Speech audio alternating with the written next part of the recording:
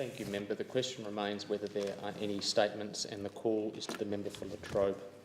Thank you, Mr Deputy Speaker.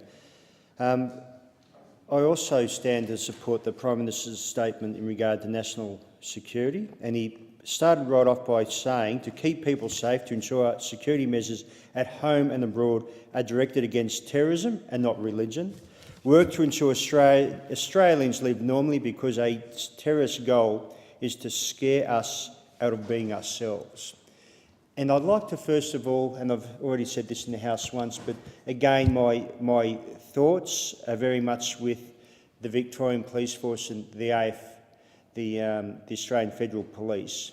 In particular, the two members and their families who were stabbed in this awful incident in Endeavour Hills. And Endeavour Hills is just a short distance from my electorate of Trobe, so it definitely impacts on my electorate. Police members, and my background was with Victoria Police, and I left as back in 2004 as a senior sergeant at the counter-terrorism unit, so I know the good fight these members and the entire law enforcement community is involved in. They serve to protect. The Victorian motto has always been uphold the right, and they serve to protect the public. And that's what they were doing. It was a joint task force. They were protecting the public. That should never be forgotten. That is their role. They put their lives on the line every day, men and women across Australia, to protect the public. And overseas, of course, with our military personnel, what they are doing is, again, endeavouring to make the world a safer place. So, and also too, I would like to say I do have condolences for the young youth who was involved in this awful situation and it took his life. And I congratulate moderate Muslims who have come out and stated that it is barbaric to support the fatwa which was directed against Australians, against the Prime Minister and against law enforcement officers in this country. And sadly it appears that one young Australian listened to what was being said overseas, and that is a tragedy on so many levels, and I again feel so sorry for his family and friends.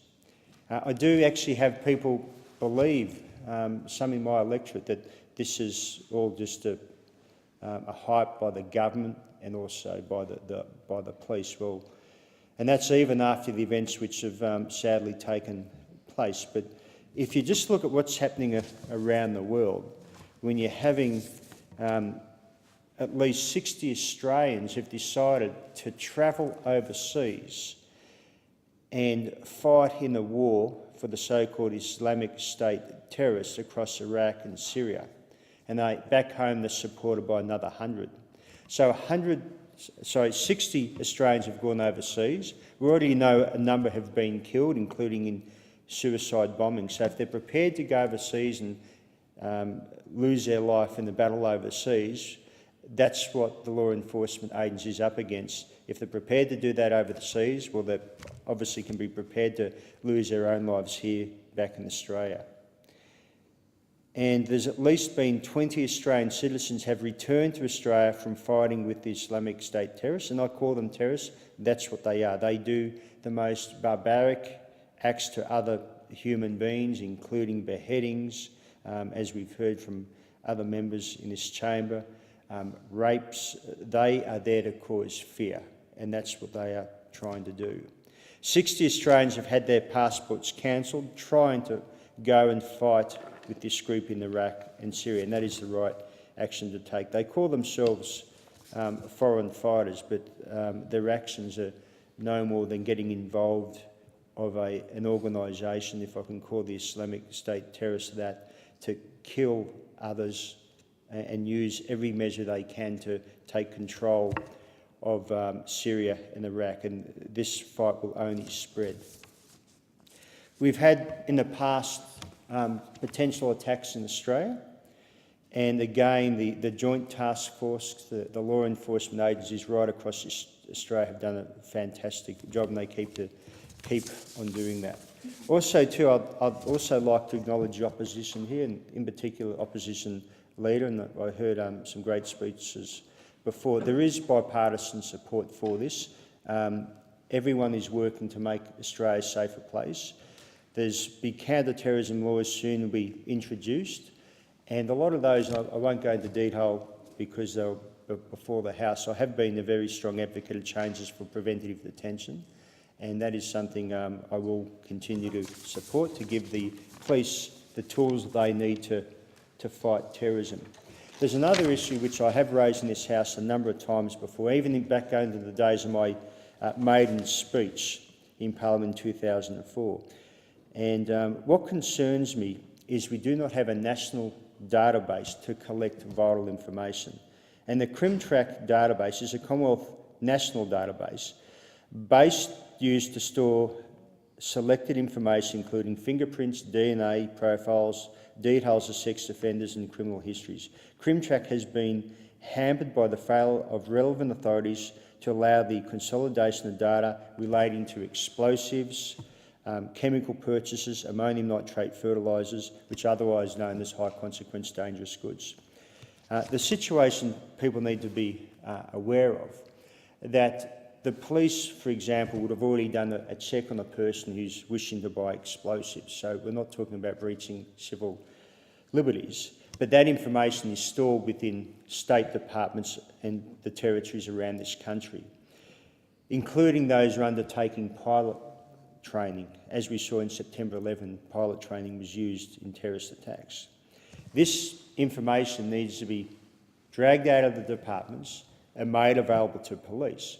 So if they are looking at a person, a terrorist suspect, that when they do their broader searches on friends and relatives, and that's what they do, associates, or they may have met with the person, they may find, and especially if a person moves from state to state, that if you have a national database, they may find the person has been buying something in one state and they wouldn't be aware of it unless they had a national database such as CrimTrack, which could be the red flag alert to alert law enforcement agencies that, hang on, what's going on here? Someone's trying to buy something or get their hands on something potentially to harm Australians. And even, I remember back in Jordan, terrorists planned a plot where they endeavoured to get their hands on chemicals and used stolen vehicles, but also vehicles they got under false names, and their attack was intended to kill 100,000 people. So the terrorists have tried things before, and what we need to do is take credence to what has happened around the world. And again, my background at the counter-terrorism in Victoria was looking at research, looking at what was happening overseas, but also looking at the legislation. So I've had strong concerns about the need for a national database for some time, and also it's also looking at relevant state legislation of mandatory reporting of the loss and theft of high consequence dangerous goods. At this stage, I believe the only one listed on there is ammonium nitrate fertiliser. I believe that list needs to be increased. Again, the police need this information, especially when things obviously are hotting up. They need to make sure they have everything in their power. I do acknowledge and congratulate the Minister for Justice, Michael Keenan. I've written to him raising my concerns about this, and like I've said, I've raised this numerous times before. He's taken this very seriously, and also the Prime Minister is too, and they will awaiting back advice of seeing how we can actually ensure we get an outcome to again give law enforcement agencies all the tools they need to make Australia a safer place. Finally, in closing, we heard other members say, and I totally agree, it's a time to be calm in Australia. It's a time to have respect for other people's religions and beliefs, and that's the best way to prove to others out there who want to harm Australians, who the extremists call infidels. In actual fact, we are a great country. We are a very respectful country. 1 in 4 Australians has been overseas, and in the future, as in the past, we need to work together and put Australia and our beliefs first. Thank you.